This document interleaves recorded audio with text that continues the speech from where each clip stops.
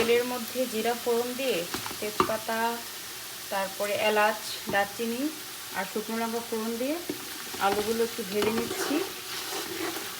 আলুগুলো হালকা ভাজা হয়ে গেলে আমি এখানে দিয়ে দেবো নারকেল। আলুগুলো প্রায় ভাজা হয়ে গেছে, আমি এখানে নারকেলগুলো দিয়ে দিলাম।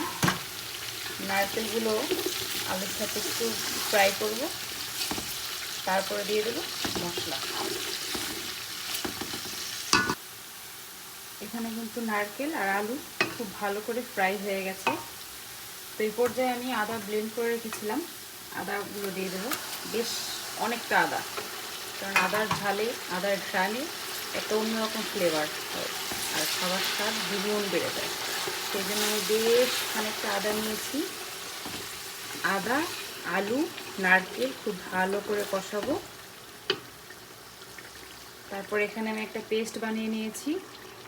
জিরা গুঁড়া, ধনিয়া গুঁড়া, হলুদ গুঁড়া, সামান্য একটু মরিচের গুঁড়া, জাস্ট একটু কালারের জন্য পেস্ট বানিয়ে রেখেছি। পেস্টটা আমি আদাটা যখন হয়ে আসবে তারপরে দেবো। ব্যাস, আদা কষানো শেষ। এখন আমি দিয়ে দেবো এখানে মশলাগুলো। এখন হচ্ছে আসল কাজ, মশলা দিয়ে, আদা দিয়ে সব কিছু ভালো করে কষানো।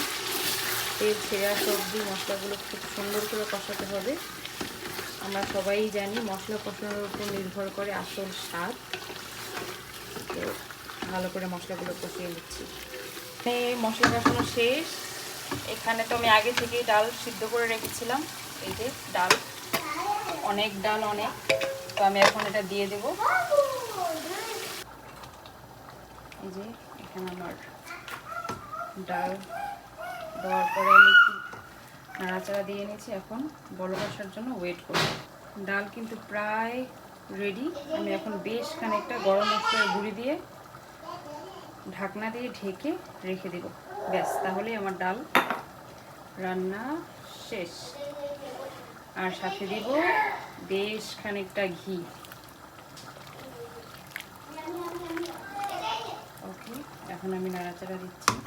এখানে আমার ডাল রান্না পুরো কমপ্লিট। তো এখন আমি ঢাকনা দিয়ে ঢেকে রেখে দেব।